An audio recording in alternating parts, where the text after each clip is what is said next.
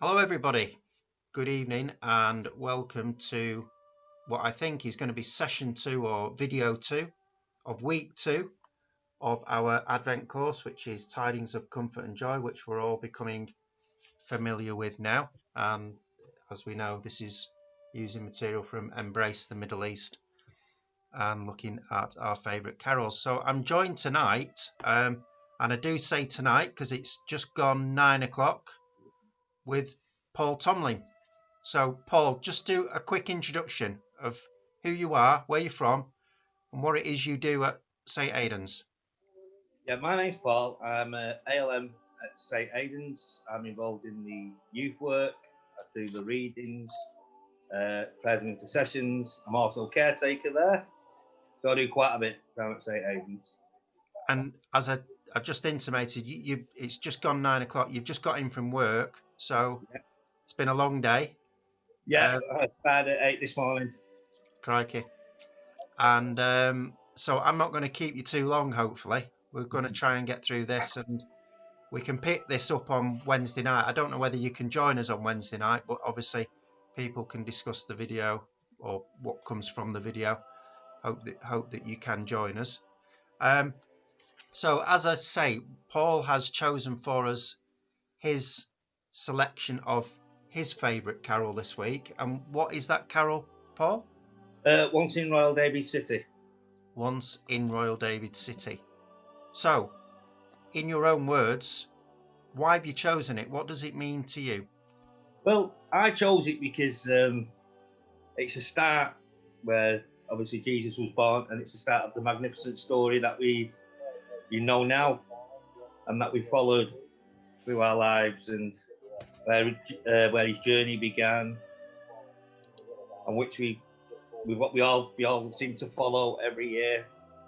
That leads us right up to the end of Advent, where he was born. So yeah, so that's why I chose that one, because I just like where it starts, and I can follow it from there as well. So it's interesting that you sort of summarise it in that way, because it is often talked about it being the story of the nativity of Jesus. So it encapsulates everything about the birth of Jesus, and obviously that's what it's saying to you. Yeah, I didn't know, but apparently it started life not as a carol or a hymn, but actually as a poem. I didn't know that either. Now, it started life as a poem, and it was then put to music by somebody else other than the author. I think the author was Cecil Francis Alexander, and an organist put this poem to music to create what is one of the most iconic carols for us, and it's obviously stuck with you in that sense. So, in term when you hear it, and normally when you sing it, I, what does it? What is it doing? Is there a particular verse? Is there something within the carol that stands out? To And why me, does it? sorry, Yeah, to me it's the fourth verse. fourth verse. Yeah, Right, I'm because quickly going to look on my screen and look at the fourth verse. So tell us what words in that stand out for you. well, me it's the third line. He was little, weak, and helpless. Tears and smiles like us. He knew, Yeah, and he feeleth for our sadness, and he shares in our gladness. Because I think with the way things are today, not being able to see our families and friends properly, when people can they cry, so there's your tears, but you can also have the tears of gladness, tears of sadness, so it can work both ways.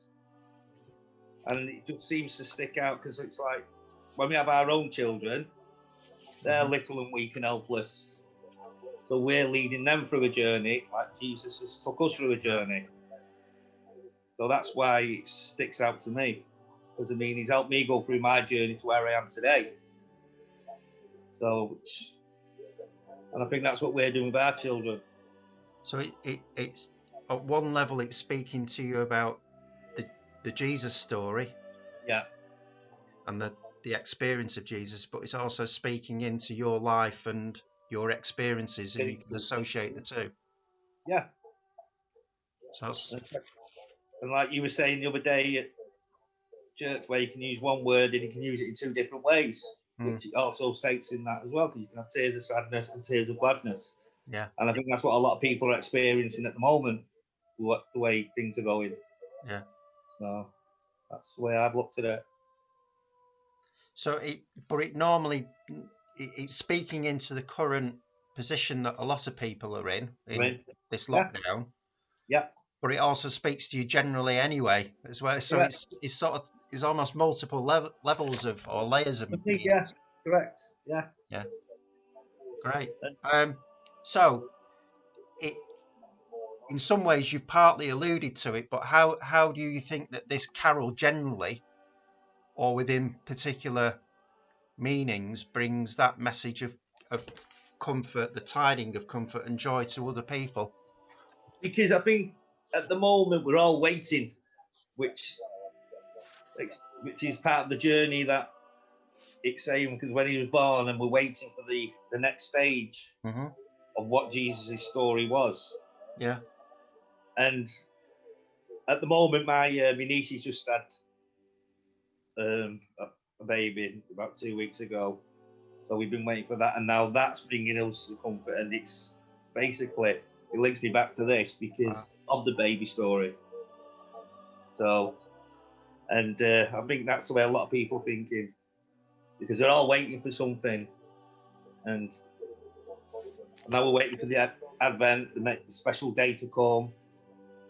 So that's where we're all waiting, and I think everybody's getting that way now. They get excited towards that story, even if it means waiting for Christmas, waiting for the birth, and everybody has a different meaning for this waiting to do with the children and babies, because they've got their own, and they're all getting that excited now. And but to me, it's like just waiting for the 25th of when Jesus was born. So anticipation, which we have in Advent and preparation, but all that is being emphasised partly through some of your experiences of your niece and the baby arriving, but also just the added anticipation of things generally with lockdown, whether we're in or out of it. And basically, they're all going to be waiting for that when they can all meet up for them couple of special days as well. Yeah. So, which I can't wait, because I'm not seeing my man properly for months, and so it all comes to that waiting game again, which we're all waiting for, and it's going to bring me comfort just to see it properly. And so in some ways that connects with sort of maybe some of the words in verse 6, I think, that we shall see him. I mean, it does talk about see him in heaven, but it's sort of that realization of reconnection with people. Correct. And that's when I want to basically we'll all do reconnecting in church as well. Yeah. So the next stage. And lovely. Well, thank you for that, Paul. Really appreciate your sort of views and your what your feelings are in this carol. I'm looking forward to talking about it on Wednesday night. Chris will be hosting the session. And what time is it? It's 7 o'clock on Tuesday night. I'm on my course, so I can't. You're on your course, okay. So what's your course that you're doing? Youth. More youth work. You're doing extra. Aurora. Okay. Well, good luck on Wednesday night. Sorry you won't be able to join us. No. We'll be thinking of you. Watch it after. I can watch it after. Nice one. Take care. Same to you, guys. See you soon. See you soon.